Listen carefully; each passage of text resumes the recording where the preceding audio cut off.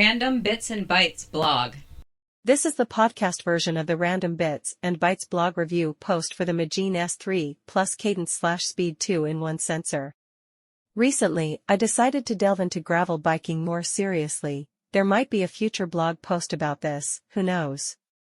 Yeah, I know, maybe a bit late to the party, and I've certainly ridden a good share of gravel with my endurance bikes and mountain bikes, just not with a dedicated gravel bike. I needed a few things for the new bike, one of which was a cadence sensor. I could have bought another Wahoo, see the review on the blog, or a cheapo one like the QSPO, see the review on the blog, either of which works just fine. But after a bit of thought, I decided to give a try to the Magene S3 Cadence / Speed 2-in-1 sensor. When pursuing and shopping around looking at bike sensors and such, I have been seeing Magene and this Cadence / Speed sensor kicking around quite often. Magene is a Chinese manufacturer of very low-cost biking equipment, established in 2015.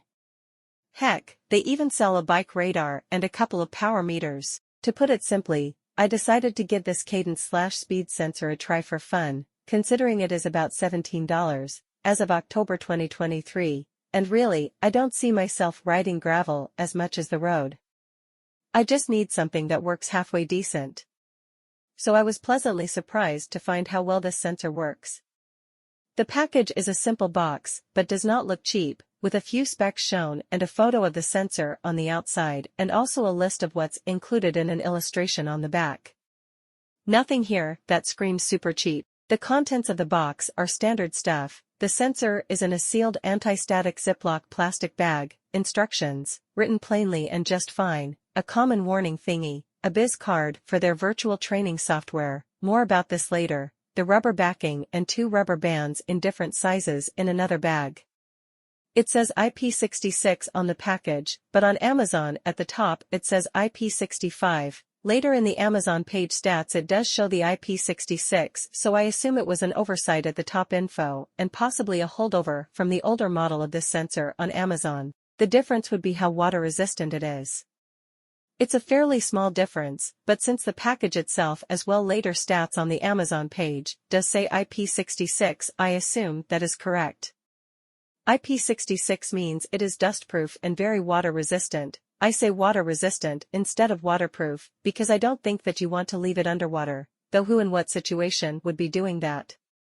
For riding through the rain, big puddles, and mud, this rating is going to cover those conditions. The total weight of the sensor itself is 9 grams with the battery, and the sensor measures about 4.49 by 3.15 by 0.87 inches, 8.85 by 29.8 by 38.3 millimeters.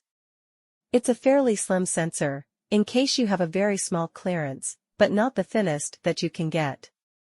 The CR2032 battery, included, is inside the sensor and protected from powering it up while in transit by a plastic shield that you need to remove. To remove it, you just twist the little waterproof door to the side. There's a pointer and embossed lock and unlock symbols on the back of the sensor to show you which way to turn it and lock and unlock it. Pretty easy to open, yet the water-resistant seal seems good quality. You just remove the plastic shield from the battery and discard it, then reinsert the battery and turn the battery cover back into the lock position. On the front is a little embedded LED that shows either red or green when the sensor is woken from sleep. You, of course, can only use the sensor for one or the other, speed or cadence, and not both at the same time. Red means it is in cadence mode, green means it is in speed mode. To toggle it, just take out the battery again and reinsert it, lock it back up, and it will switch to the opposite sensing mode. Pretty easy and very similar to some other companies' models. The battery is standard CR2032 like you find pretty much everywhere. The company claims 500 hours of life, but that seems like a lot. I am a bit skeptical about that battery life figure, and one reviewer on Amazon noticed that as soon as the sensor detects any movement it comes out of sleep, so the reviewer believes that the battery life would not be as long as advertised if they were, say, carrying the bike on the back of a car. I checked this myself and it does not seem to come out of sleep at just any sort of movement when it detects motion. It only would come out of sleep for me when I actually started to rotate the crank arm. There's no way to really check this easily, without mounting a camera to the bike facing the sensor while driving, but I am guessing that just carrying it on a car isn't going to discharge the battery power. This sensor is of course using an accelerometer, which is an electromechanical device, and so no external magnet is needed on your crank. Sensor mounted on gravel bike crank arm. Sensor mounted on gravel bike crank arm. Excuse my dirty gravel bike. This Magene sensor attaches via the included rubber band things, standard stuff for sensor and other bike-related devices. There are 2 sizes included, only one is needed to attach it. Between the sensor and the crank arm is a rubber pad with a tab that fits into the sensor to keep it all steady and in place on your crank arm. I don't mind the rubber bands, I guess, but I added a zip tie around it as these rubber bands tend to eventually break or get pushed out of the way or unsnapped from the little tabs on the sensor that they go around.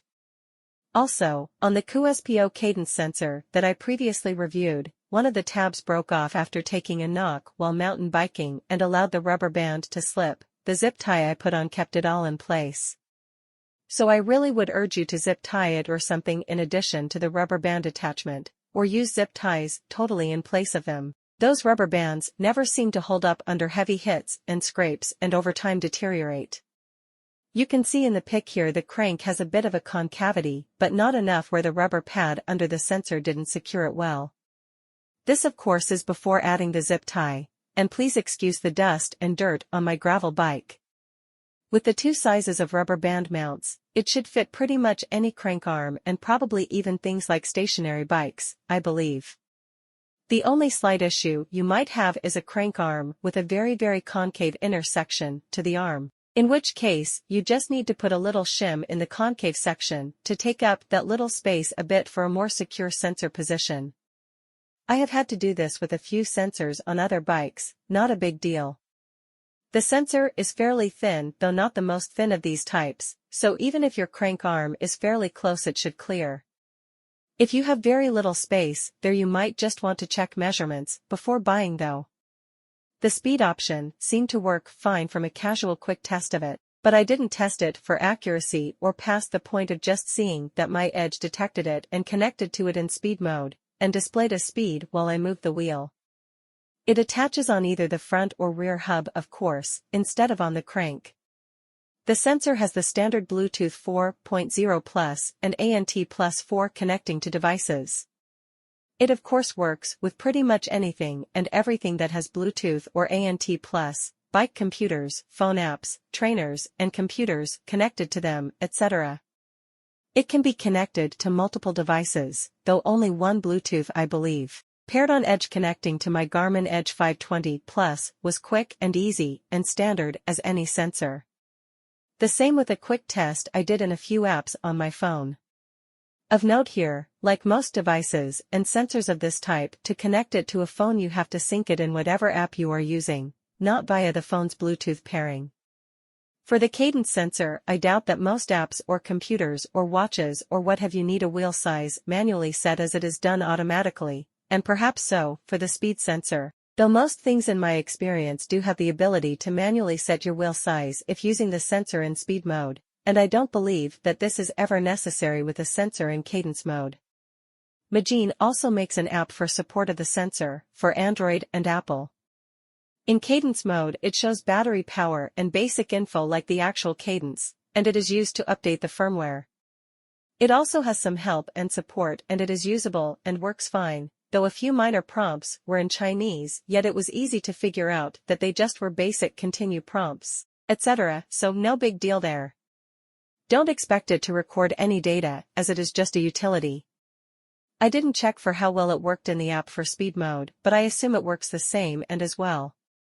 The Magene Cadence/speed sensor goes into power down mode after about a minute and comes right back up quickly, pushing data as soon as it wakes.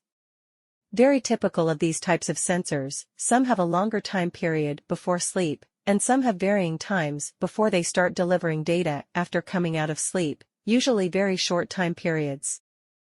Surprisingly I think, and this is totally my own observation and not backed by any data as I didn't time such short intervals, but I think the latency on this is as good or better than some brand name ones that I have. Again, this is totally unscientific and perhaps I should have taken some time to actually test this, but it does seem to start pushing cadence data as quickly as any other sensors I have after, say, coasting down a long hill, where it shows 0 cadence, and then coming up to full cadence in a fairly short time when I did start pedaling again. Data rate itself is okay. Maybe not the greatest, but it does its job just fine. A casual comparison with another sensor, with both running, seemed to show comparable and favorable data rates. Magene mentions that this is the second generation of this sensor, and is more accurate and such, so it might be worth it to make sure you are getting the newest version if you order it somewhere besides my Amazon link. I probably should have included the cadence graph from the sensor I was testing it in parallel with, but I was recording that another device and didn't save it, oops. It is very similar to this gravel ride. My normal road biking cadence is much more even and sustained than this, but it doesn't seem to be so much gravel biking on hard roads. On a side note, Magene has its own VR indoor bike trainer app called OneLap. I gave it a try, and while the graphics aren't as good as Zwift, it worked fine, though it didn't have my specific smart trainer as an option. And it is free. To log into it, use the same login info you used when installing the Magene app.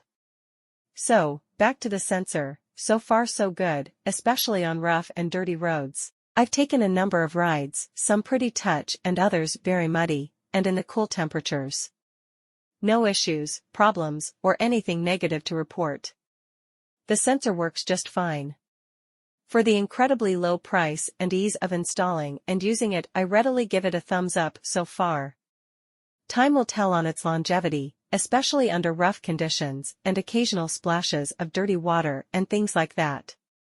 I of course will update this page if there are any issues. If you are in the market for a cheapo cadence or speed sensor, then give the Magene S3 Plus Cadence/Speed 2-in-1 sensor a try.